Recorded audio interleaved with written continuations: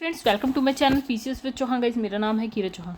दोस्तों, यहाँ पे हम कर रहे हैं दृष्टि आईएएस की जो क्विक बुक है ना, उसकी बात कर रहे हैं। यहाँ पे सब्जेक्ट हमारा चला है भारतीय संविधान, राज्य व्यवस्था एवं गवर्नेंस, और चैप्टर नंबर 6 की बात करेंगे जो कि है नागरिकता यानी कि सिटीजनशिप।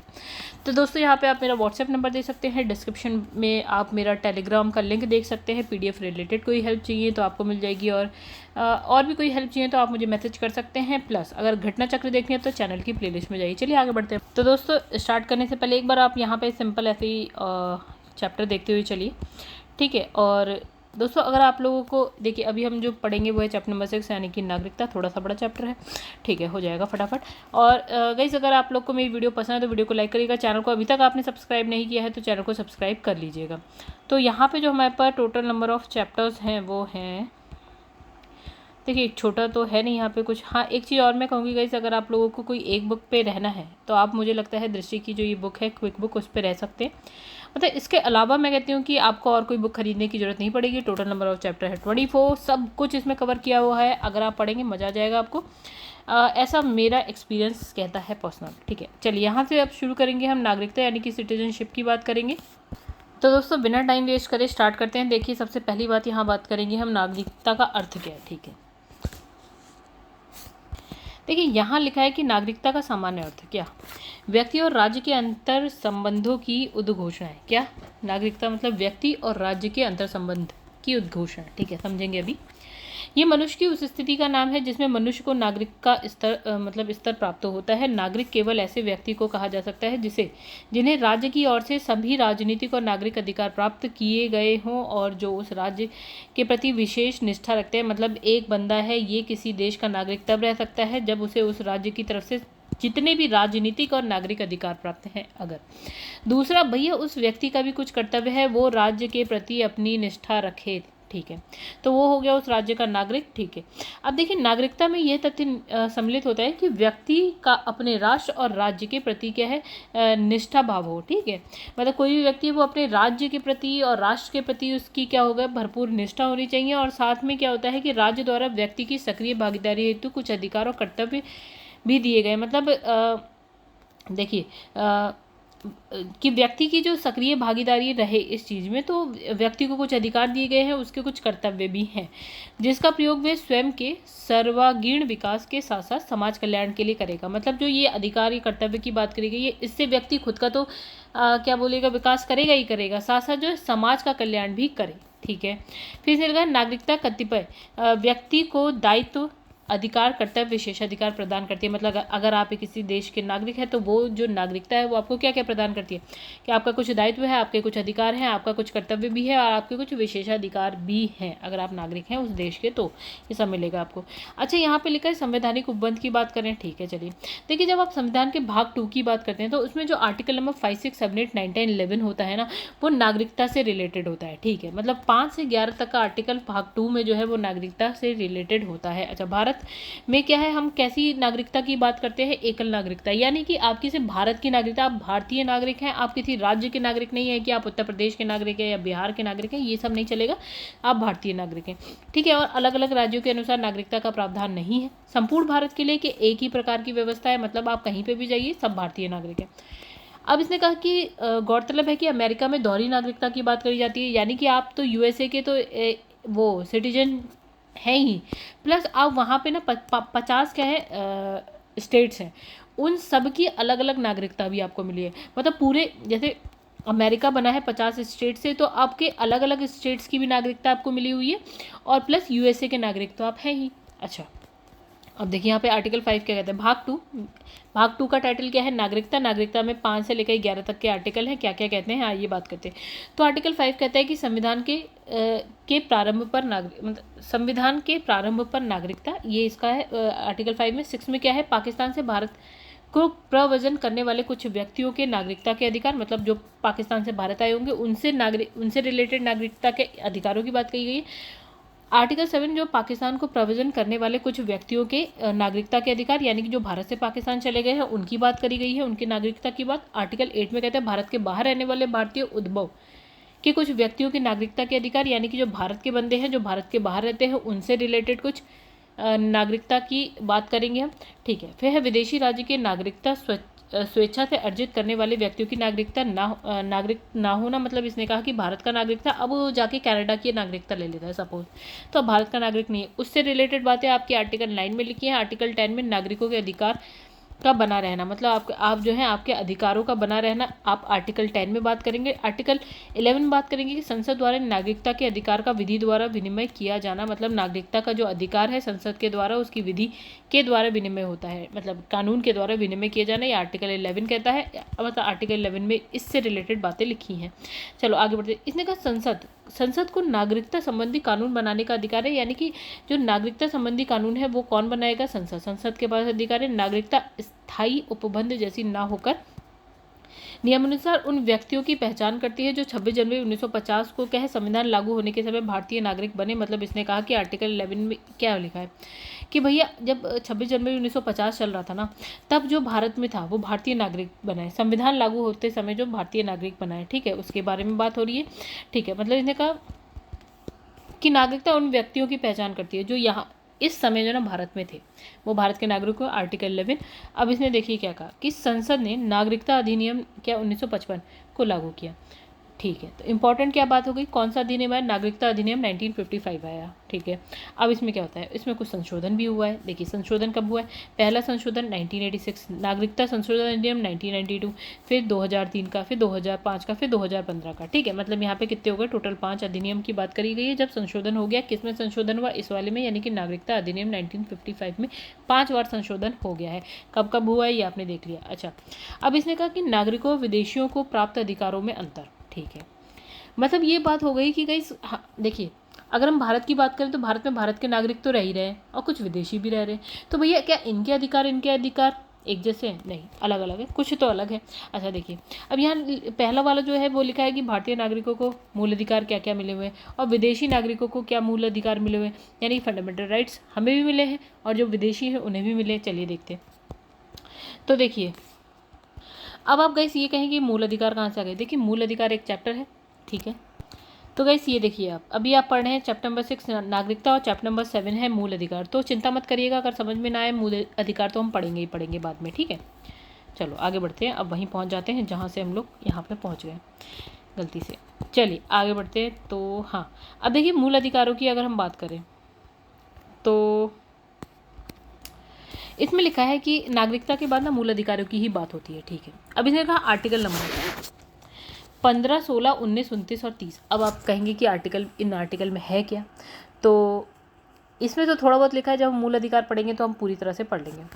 तो इसने कहा ये जो है ना केवल नागरिक, यानी कि जो भारत के नागरिक है ना उनको ही मिला हुआ है ये आर्टिकल्स जो है 15, 16, 19, 29 और 30, ठीक है। अभी बात करते हैं दूसरी तरीके से। देखिए हमारे पास मूल अधिकार 14, देखिए 14, 15, 16 और 17 कहाँ गया? अच्छा 16, फिर है 19, 20, 21, 21 से 22, 23, 24, ठीक है, 25, 26, 27 हटा दिए, 29 और 30, ठीक है। इस तरह से मूल अधिकार, अब 25, 26, 27, 28 ये धर्म से रिलेटेड है, ठीक है। तो इसने कहा ना भैया ये वाले जो मूल अधिकार है ना 15, 16, 19, 29 और 30 ये सिर्फ और सिर्फ आपको मिले हुए हैं जो भारत के नागरिक हैं, और जो बाकी ये वाले हैं ना ये भारत के नागरिक को तो मिले ही हुए हैं और प्लस विदेशी नागरिकों के पास भी ये अधिकार हैं, ठीक है।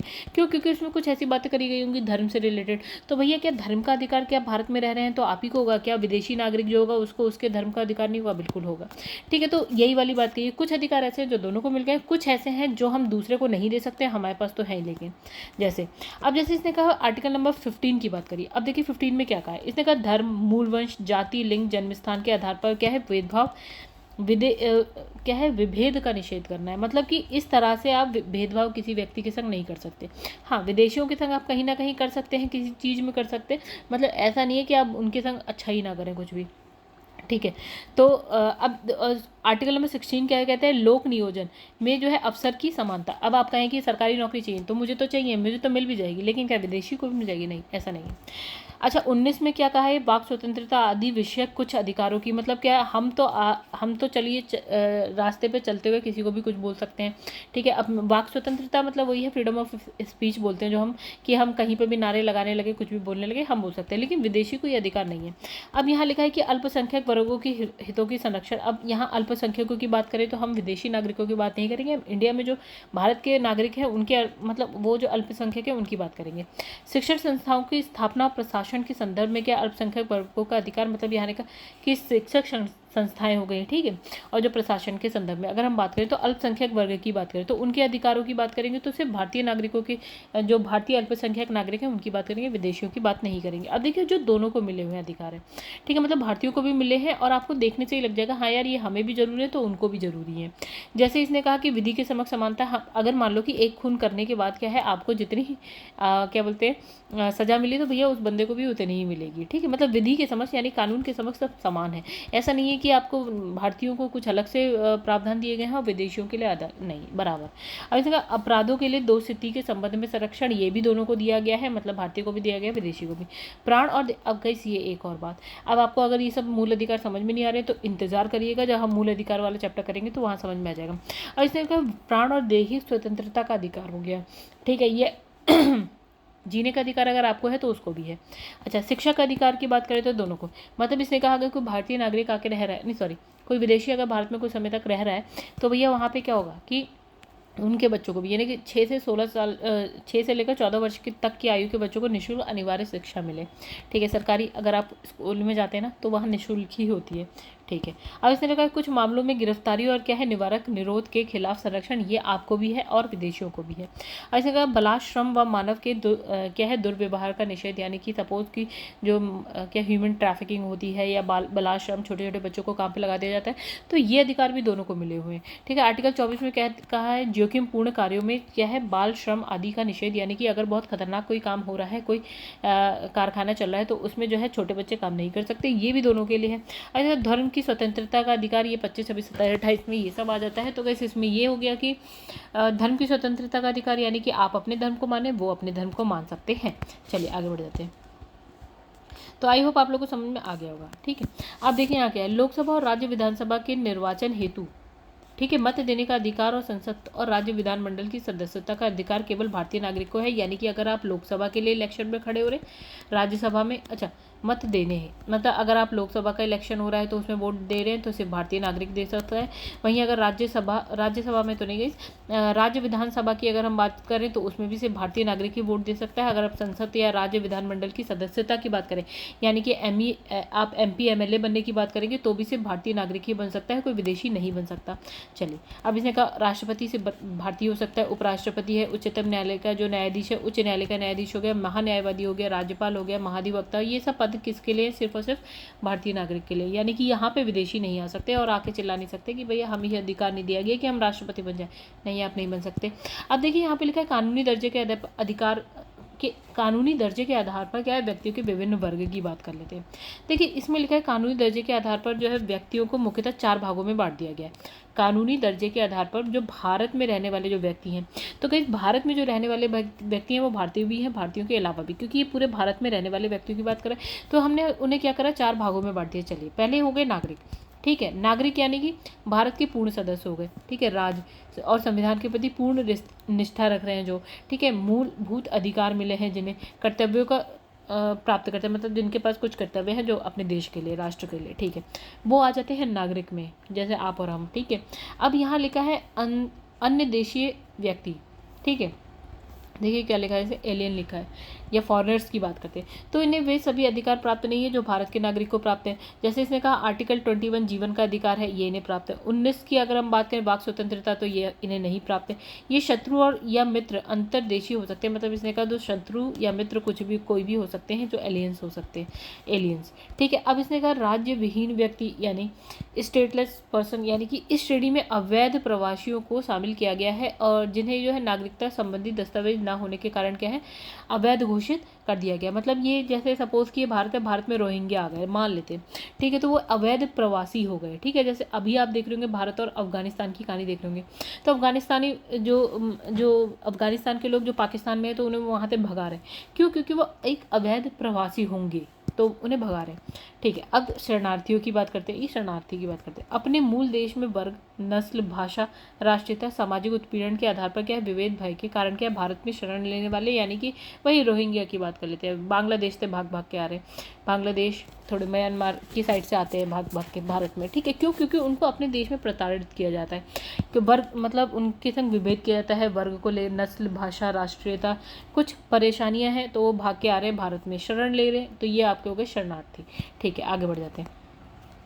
अब यहाँ पे इसने लिखा भारतीय नागरिकता का स्वरूप क्या है। अच्छा, यानी कि नेचर ऑफ इंडियन सिटीजनशिप देखते हैं, चलिए क्या कहानी है इसमें लिखा भारत का संविधान एकल नागरिकता, यानी कि संपूर्ण देश के लिए एक ही नागरिक, यानी कि आप अगर भारत में कहीं पे भी हैं तो आप भैया भारतीय नागरिक हैं बस, यानी आप किसी राज्य के नागरिक नहीं है और सिर्फ भारतीय नागरिक, एकल नागरिकता। भारत अपने नागरिकों को सिर्फ भारतीय नागरिकता धारण करने की अनुमति प्रदान करता है, एक साथ कई देशों की नहीं। मतलब अगर आप भारतीय नागरिक हैं तो आप सिर्फ और सिर्फ भारतीय नागरिक रह सकते हैं, अगर आपको कैनेडियन होना है तो आपको भारतीय नागरिकता को छोड़ना पड़ेगा और कनाडा की नागरिकता लेनी पड़ेगी। मतलब एक बार में आप सिर्फ भारत के ही हो सकते हैं, किसी और देश के नहीं।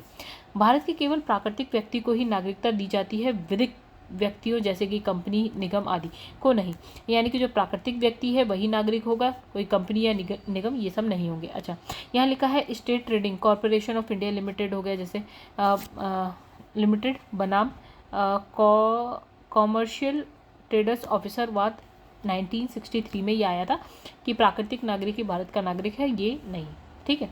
अच्छा, आगे बढ़ जाते हैं। एकल नागरिकता के अपवाद देख लेते हैं।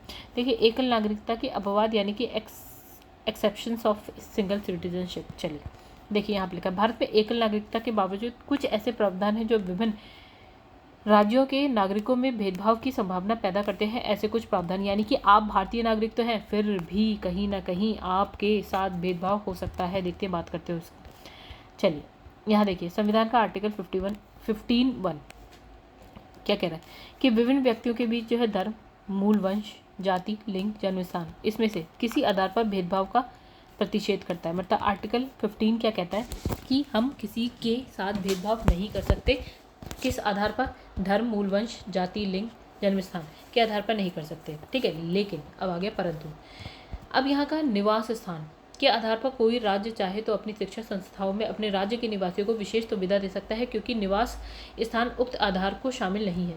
मतलब देखिए, यहाँ पे निवास स्थान नहीं लिखा है, तो मतलब ये हो गया कि उत्तर प्रदेश है सपोज, तो उत्तर प्रदेश में कोई स्कूल है, तो उसमें कहा गया कि यार हम ना 100 में से 80 बच्चे सिर्फ और सिर्फ यूपी के ही लेंगे, 20 नहीं लेंगे। हाँ, अब इसे आप गलत भी नहीं कह सकते कि ये 20 बच्चे का, ये तो हमारे फंडामेंटल राइट्स का उल्लंघन है, नहीं। क्यों? क्योंकि आर्टिकल 15 में कहीं निवास स्थान जैसी बात नहीं करी गई है। यानी ये काम हो सकता है, ठीक है। आप कहो कि मैं तो भारतीय नागरिक हूँ, मैं तो कहीं पर भी जाके रह सकता हूँ, तो नहीं गई, ऐसा नहीं हो सकता। हाँ, कहीं कहीं जो है शिक्षण संस्थान कुछ राज्यों में अपने ही राज्य के बच्चों को क्या है, कुछ अलग से विशेषाधिकार दे सकते हैं, सुविधाएं दे सकते हैं, ठीक है। अब आर्टिकल 19(1) क्या कहता है, 19(1) घ और अड़, ठीक है। नागरिकों को भारत में कहीं भी अबाध संचरण एवं निवास के अधिकार का प्रावधान करता है। परंतु अगर हम बात करें 19(5) की, तो इसमें लिखा है कि साधारण इसमें युक्त निर्बंधों में व्यवस्था है कि साधारण जनता अथवा अनुसूचित जनजाति के हित में उक्त स्वतंत्रता को सीमित किया गया है। मतलब इसने ये बोला कि आर्टिकल 9(1) ख और ग कहता है कि आप भारत में कहीं पे भी जाइए, वहाँ पे घूम सकते हैं, वहाँ पे जाके रह सकते हैं, ठीक है। लेकिन हाँ, अगर यहाँ पे 19(5) क्या कहता है, कुछ हम अगर साधारण जनता की या अनुसूचित जनजाति की बात करें, यानी कि आप शेड्यूल्ड ST की बात करते हैं, कहीं पे कहीं ऐसा एरिया है जहाँ पे जनजातियाँ रहती हैं, तो भैया ये हो सकता है कि आपको वहाँ जाके निवास करने के लिए या वहाँ जाके घूमने के लिए मना कर दिया जाए, ऐसा हो सकता है, ठीक है। ये अपवाद है गाइस, ठीक है। मतलब आप कहीं पे भी भारत में घूम सकते हैं, कहीं पे भी रह सकते हैं, लेकिन अपवाद में आप वहाँ नहीं रह सकते जहाँ के लिए कह दिया गया हो भैया यहाँ पे ये जनजाति रहती है, वहाँ उनके क्षेत्र में जाके ज़्यादा धूम मत मचाओ, ठीक है, आप नहीं जा सकते, ठीक है। मतलब ये अपवाद है। अब ये इसमें लिखा है नागरिकता अधिनियम 1955 की बातें करते हैं, ठीक है। जो सबसे पहले आया था वो यही था, ठीक है। तो यहाँ पे लिखा है नागरिकता का अर्जन। हाँ, अब यहाँ पे 5 तरीके से हम नागरिकता ले सकते हैं भारत की, 5 शर्तें। नागरिकता प्राप्ति के आधार क्या है, कि मतलब अगर आप भारत के नागरिक हैं, वो किस किस आधार पे आप नागरिक हो सकते हैं या हैं। ठीक है, चलिए आप बात कर, एक तो हो गया जन्म से, मतलब आप पैदा ही हुए हैं। चलिए बात करते हैं इसकी। मतलब देखिए इसमें 5 आधार बोले, 5 शर्तें बोली गई थी। ठीक है, पहली शर्त जन्म से, अगर आप भारत के नागरिक हैं तो किस तरीके से हैं, बात करते हैं। तो जन्म से इसने कहा कि 26 जनवरी 1950 को या उसके बाद, किंतु 1 जुलाई 1987 से पहले भारत में जन्मे सभी व्यक्ति भारत के नागरिक होंगे। यानी कि इसने एक टाइम पीरियड बता दिया कि 1950 से लेकर 1987 तक में अगर आप भारत में पैदा हुए हैं तो आप भारत के नागरिक होंगे। ठीक है, अब इसने कहा कि 1 जुलाई 1987 को या उसके बाद के लिए अगर हम बात करें, उसके बाद, लेकिन नागरिकता संशोधन अधिनियम 2003 लागू होने के पहले जन्मा बच्चा भारतीय नागरिक होगा। मतलब इसने कहा ये भी है कि 1 जुलाई 1987 को या उसके बाद, लेकिन ये जो संशोधन अधिनियम है 2003 के लागू होने के पहले जो जन्मा है बच्चा, वो भी भारतीय नागरिक होगा, यदि उस दौरान उसके माता पिता में से कोई भी जो है भारतीय नागरिक हो। यानी कि बात करते हैं फिर से। अब देखिए पहला इसने कहा कि 1950 से लेकर ये वाला, ओके गाइस, 1950 से लेकर 1987 तक तो जो पैदा हुआ है वो भारतीय नागरिक होगा ही होगा। जैसे आपके पापा, हमारे पापा, मम्मी पापा, ये सब हो गए थे तब। हाँ, अब इसने कहा कि अगर इस डेट के बाद की बात करें और ये जो अधिनियम आया है उससे पहले की बात करें, तब आप नागरिक होंगे भारत के, लेकिन तब होंगे जब आपके माता पिता भारत के नागरिक हैं। ठीक है, तभी होंगे। अदरवाइज अगर आप यहाँ भारत में पैदा तो हो गए इस टाइम पे, ठीक है, लेकिन माता पिता आपके भारत के नागरिक नहीं हैं, आप चाहे भारत में पैदा हो जाएं लेकिन आप भारत के नागरिक नहीं रहेंगे। ठीक है, अब इसने ये बात कही। अब इसने कहा कि अब हम बात करते हैं जो ये अधिनियम आया था, नागरिकता संशोधन अधिनियम 2003 लागू होने के बाद की अब बात कर लेते हैं। तो वह बच्चा जिसके जन्म के समय माता पिता दोनों भारतीय नागरिक हो और जन्म के समय दोनों में से कोई एक भारतीय नागरिक को दूसरा अवैध प्रवासी ना हो, भारतीय नागरिक माना जाएगा। मतलब कहानी वही लिखी है कि जन्म आपका यहाँ हो रहा है, ठीक है, तो आप भारत के नागरिक हैं। हाँ, ये है कि आपके माता पिता भारतीय नागरिक होने चाहिए। ठीक है, जन्म से ये बात हो गई। आगे बढ़ते हैं। अब यहाँ पे लिखा है वंशानुगत, दूसरा तरीका है दूसरी शर्त है वंशानुगत, आप भारत के नागरिक कैसे हो सकते हैं। इसने कहा 1950 से लेकर 1992 के बीच देश के बाहर जन्मे व्यक्ति के जन्म के समय उसके पिता भारतीय नागरिक हो। मतलब इसने कहा कि आप कनाडा में पैदा हुए हैं, ठीक है, लेकिन आपके जो पापा है ना वो भारतीय नागरिक है, तो आप भारतीय नागरिक होंगे। ठीक है, दूसरी चीज़ 1992 को, हाँ, आप बाद में अगर कनाडा की नागरिकता ले लेते हैं तो नहीं होंगे। ठीक है, लेकिन हाँ, यदि आप कनाडा में पैदा हो गए और आपके पापा जो है भारतीय नागरिक है तो आप भारतीय नागरिक हैं। अच्छा, 1992 की बात करिए। अब इसने कहा 10 दिसंबर 1992 या उसके बाद की अगर आप बात करें तो कोई बाहर जन्मा व्यक्ति, मतलब आप सपोज कनाडा में पैदा हुए हैं तो उसके जन्म के समय माता अथवा पिता में से कोई एक भारत का नागरिक होना चाहिए। मतलब इसने कहा 1992 से पहले की बात करें तो आपके पापा सिर्फ और सिर्फ आपके पापा भारतीय नागरिक होंगे। तो अगर आप कनाडा में पैदा हुए हैं तो आप भारतीय नागरिक होंगे। लेकिन 1992 के बाद की बात करें तो आपके मम्मी पापा में से कोई भी अगर भारतीय नागरिक होगा और आप कनाडा में पैदा हो रहे हैं तो भी आप भारतीय नागरिक होंगे। अब देखिए पंजीकरण द्वारा, मतलब रजिस्ट्रेशन के द्वारा। अब देखिए इसमें लिखा है भारतीय मूल का व्यक्ति यानी भारत में पैदा हुआ कोई व्यक्ति अभी भारत के बाहर, भारतीय मूल का व्यक्ति जो नागरिकता आवेदन से पहले 7 वर्ष तक भारत में रहता है। मतलब देखिए सपोज कि ये है आप, ठीक है, भारतीय मूल के थे लेकिन अभी आप बाहर रह रहे हैं, बाहर की नागरिकता, आप कनाडा के हैं, ठीक है, तो आप कैनेडियन इंडियन है सपोज, ठीक है, या अमेरिकन इंडियन है। अब आपको क्या है, भारत की नागरिकता लेनी है, तो आपको ना भारत में पिछले 7 साल से रहना पड़ेगा, एक बात, ठीक है। अब इसने कहा भारतीय नागरिक से विवाहित व्यक्ति जो नागरिकता आवेदन देने से पहले 7 साल तक भारत में रहता है। मतलब आपने क्या है, रजिस्ट्रेशन करवा लिया, ठीक है, लेकिन आपने एक व्यक्ति से, भारतीय व्यक्ति से शादी करी, आपने रजिस्ट्रेशन करवा लिया, लेकिन हाँ इसकी भी शर्त है कि आपको पिछले 7 साल से भारत में रहना पड़ेगा। और भारत के नागरिकों को क्या है, भारत के जो नागरिक हैं उनके नाबालिग बच्चे, ठीक है, भारत के नागरिकों के नाबालिग बच्चे, ठीक है, भारतीय नागरिक हैं। अच्छा, अब कौन सी शर्त है, अब है शर्त है देशीयकरण द्वारा। मतलब देखिए इसमें क्या है, इसमें लिखा है संबंधित देश में एक निश्चित अवधि तक निवास करना, नहीं कैसे, एक मिनट, ठीक है, देशीकरण में गए क्या हो गया कि किस तरह से नागरिकता मिल रही है। इसने कहा संबंधित देश है, सपोज भारत में एक निश्चित अवधि तक आप निवास कर रहे हैं, एक बहुत बड़े समय से आप भारत में ही रह रहे हैं, ठीक है, किसी ऐसे देश का नागरिक ना हो जहां भारत को देशीयकरण तथा नागरिकता ना मिलती हो। मतलब आप किसी ऐसे देश के नागरिक मत होइएगा जहाँ के लोगों के लिए भारत ने मना कर रखा है कि भैया आपको नागरिकता नहीं मिलेगी भारत की कभी। अच्छा, अन्य देश की नागरिकता को त्याग कर भारत की नागरिकता ग्रहण करें, मतलब अगर आप कनाडा के नागरिक हैं, कनाडा की नागरिकता को त्यागें, तब जाके आपको भारत की नागरिकता मिलेगी, नहीं तो नहीं। 8वीं अनुसूची में वर्णित भाषाओं में से किसी एक का अच्छा ज्ञाता होना, मतलब 8वीं अनुसूची में जो 8 भाषाएं हैं, जो मतलब 8 नहीं 22 जितनी गई, मैं अभी कंफ्यूज हो रही हूँ, तो जो भाषाएं हैं उसका ज्ञाता होना चाहिए, मतलब आपको वो उसमें से कोई भी एक भाषा आनी चाहिए। अच्छे चरित्र वाला होना चाहिए। एक विशेष उपबंध के तहत ये छूट दी गई है। तो गैस ये देखिए क्या लिखा है, इसमें लिखा है 8वीं अनुसूची में कितनी भाषाएं, टोटल 22 भाषाएं, इसमें से किसी एक भाषा का आपको ज्ञाता होना चाहिए, ठीक है।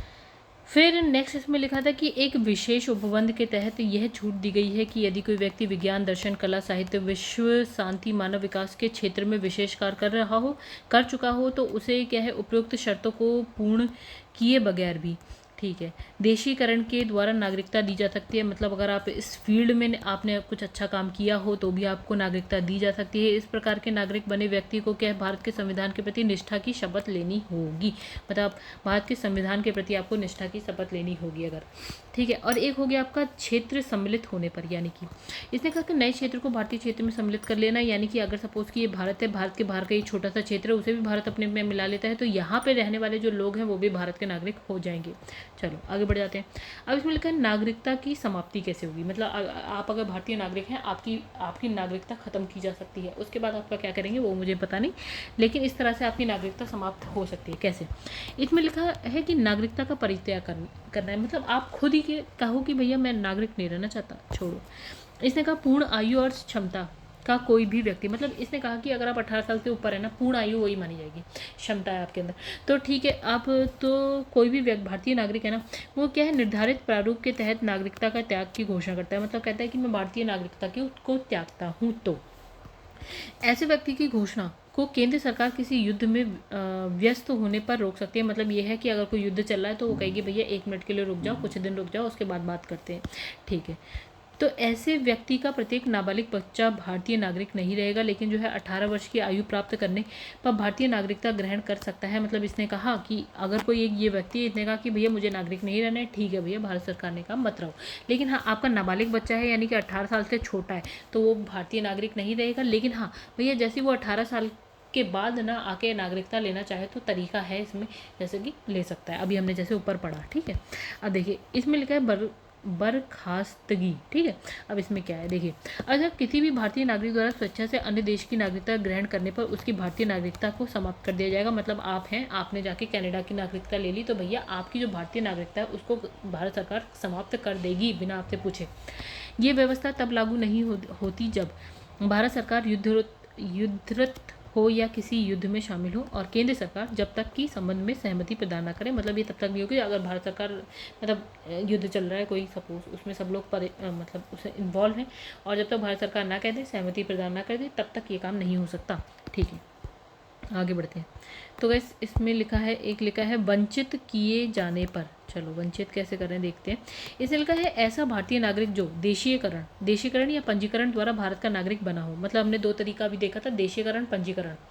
मतलब देशीकरण अलग था, वैसे पंजीकरण अलग था। इसके द्वारा अगर आपको सपोज की भारतीय नागरिकता मिल गई है तो वह केंद्र सरकार के आदेश से वंचित किया जा सकता है, ठीक है। कैसे, इसने कहा भारत सरकार निम्न में से किसी भी आधार पर किसी भी व्यक्ति को भारतीय नागरिकता से वंचित कर सकती है। मतलब आप देशीकरण, पंजीकरण के द्वारा भारतीय नागरिक बन गए हैं तो भारत सरकार अगर कुछ बातें ऐसी हो जाती हैं तो आपको आपकी नागरिकता ले सकती है। क्या बात है कि उस व्यक्ति द्वारा नागरिकता प्राप्ति हेतु किसी छल या झूठ का प्रयोग करके नागरिकता ली गई हो। अगर आप गलत तरीके से आए हैं, झूठ बोलकर, छल करके, तो आपकी नागरिकता समाप्त हो सकती है। भारत के संविधान के प्रति अनादर या अनिष्ठा, अगर आप संविधान के प्रति अनादर व्यक्त करते हैं, अनिष्ठा व्यक्त करते हैं, अभिव्यक्त करते हैं, तो आपकी नागरिकता ले ली जाएगी। किसी युद्ध में जब भारत शामिल हो तो शत्रु देश के साथ अगर आप जाके मिल जाएं या उन्हें गोपनीय सूचना दे दें, ठीक है, तो भी, या राष्ट्र विरोधी कोई कार्य करते तो भी आपकी नागरिकता ले ली जाएगी, ठीक है। नागरिक के रूप में पंजीकृत या देशीकरण के बाद जो है 5 वर्ष के बाद 5 वर्षों में व्यक्ति को अन्य देश में जो है 2 वर्ष का कारावास। मतलब इसने कहा कि आप नागरिक बन गए 2 तरीके से, पंजीकरण द्वारा या देशीकरण द्वारा, उसके 5 साल में, अगले 5 साल में, सपोज सन 2000 में बने नागरिक, ठीक है, और 2005 तक की अगर बात करें कि आप किसी और देश में जाकर 2 साल तक आपको जेल हो गई हो, तो आपकी नागरिकता गायब हो जाएगी। अच्छा, नागरिक सामान्य रूप से भारत के बाहर जो है 7 वर्ष से रह रहा हो, मतलब आप भारतीय नागरिक, आपको नागरिकता मिल गई है आपको। अब क्या है कि नागरिकता मिल गई, अब आप गए 7 साल तक कहीं और रह रहे हैं, 7 साल से ज़्यादा जैसे ही आप कहीं और रह लेंगे तो आपकी नागरिकता कट हो जाएगी, टाटा बाय बाय। अब इसने कहा कुछ नोट्स लिखे हैं, मतलब जो व्यक्ति जन्म के आधार पर भारत का नागरिक है उसे किसी भी स्थिति में नागरिकता से वंचित नहीं किया जा सकता। यानी कि नागरिकता से वंचित 2 तरीके से किया गया, यानी पंजीकरण द्वारा आप नागरिक बने हो तब, या देशीकरण द्वारा आप नागरिक बने हो तब, तभी किया गया है आपको, अदरवाइज नहीं। 7 वर्षों से भारत से बाहर रहने से तात्पर्य है इस दौरान वह ना तो किसी शिक्षा संस्थान में पढ़ा हो, ना ही किसी भारत सरकार या किसी ऐसे अंतर्राष्ट्रीय संगठन की सेवा में हो जिसमें भारत सदस्य हो। यानी कि गाइस ऐसा हो सकता है ना कि अगर आप एम्बेसडर हैं इंडिया के किसी और देश में, तो आप हो सकता है 7 साल से ज़्यादा भी रह लें तो आपकी नागरिकता खत्म हो जाएगी, ऐसा नहीं है, ठीक है। तो बस इस तरीके से आप 7 साल रह सकते हैं। लेकिन अगर आप कुछ नहीं करें, किसी कॉलेज में नहीं पढ़ रहे हैं, आप कहीं भारत का कोई संस्थान है वहाँ पे, जैसे आप एम्बेसडर हैं या कुछ है, तो विदेश में आपको भेजा गया, अगर ऐसा नहीं है और आप 7 साल से ज़्यादा रह लिए तो भारत की नागरिकता चली जाएगी। आगे बढ़ते हैं। राष्ट्रीय नागरिक रजिस्टर, क्या राष्ट्रीय नागरिक register, okay, national register of citizen, okay, NRC, ये तो आपने बहुत सुना था एक समय। तो इसमें लिखा है राष्ट्रीय नागरिक रजिस्टर, यानी कि एनआरसी किसी राज्य के सभी विधिक नागरिकों का क्या है, अभिलेख है। मतलब इस आप ये क्या है, एक दस्तावेज है, अभिलेख है, एक डॉक्यूमेंट है जिसमें क्या है आप विधिक नागरिक, यानी कि एक कानूनी तौर पर आप नागरिक हैं, उसका पूरा दस्तावेज है। एनआरसी भारत में स्वतंत्रता के पश्चात की पहली जनगणना के बाद क्या है, एनआरसी के आंकड़े जारी किए गए। मतलब भारत में स्वतंत्रता मिली 1947 में, उसके बाद क्या होती है, पहली जनगणना होती है, उसके बाद हमने क्या बनाया, एनआरसी के आंकड़े जारी किए, ठीक है। हाल ही में असम में क्या है, राष्ट्रीय नागरिक मतलब एनआरसी को अद्यतनीकरण किया गया। मतलब एनआरसी अभी असम में आपने देखा था, यहाँ पे एनआरसी बहुत चल रहा था, वही। अब इसने कहा असम में एनआरसी की मतलब इसने कहा कि अपडेटिंग एनआरसी इन असम, मतलब क्या है कि देखिए वहाँ पे क्या रोहिंग्या बहुत है, मतलब जो बांग्लादेश से आए हुए शरणार्थी, मतलब लोग बहुत ज़्यादा हो गए थे। तो इन्हें कहा कि भैया एक काम करते हैं, हम लोग एक ऐसा डॉक्यूमेंट बनाते हैं जिसमें पता चल जाए कि इसमें भारत के इंडिया के लोग यहाँ पे कितने हैं असम में, और बाहर के लोग कितने हैं। तो यही है, एनआरसी का एक डॉक्यूमेंट बन गया, मतलब एक पूरा का पूरा एक डॉक्यूमेंट बन रहा है। तो असम में ना वो डॉक्यूमेंट क्या हुआ था, अभी अपडेट हो रहा था, ठीक है। अब इसे कहा कि बांग्लादेश स्वतंत्रता संग्राम के समय क्या होता है, समय से ही क्या है ये देखा गया कि बांग्लादेश में लाखों शरणार्थी जो है वेस्ट बंगाल में, पूर्वी भारत विशेषता असम में अवैध तरीके से आके रहने लगे, और बांग्लादेश की स्वतंत्रता प्राप्ति के बाद भी क्या वापस नहीं गए, ठीक है। ये हमारा भारत है, यहाँ पे बांग्लादेश है। भारत जब बांग्लादेश स्वतंत्र होता है तो बहुत सारे मतलब लड़ाई झगड़ा हो रहा होता है, युद्ध हो रहा होता है, तो बहुत सारे शरणार्थी आए और यहाँ पे रहने लगे, मतलब वेस्ट बंगाल आप कह सकते हैं, और क्या है बहुत ज़्यादा देखा जाए तो असम में, ठीक है। अब क्या बांग्लादेश जब स्वतंत्र हो गया तो भैया आप चले जाओ अपने देश, तो लोग नहीं गए। अच्छा, आगे बढ़े तो लिखा असम में क्या है, एनआरसी, असम में एनआरसी में भारतीय नागरिकों के नाम शामिल है, ठीक है।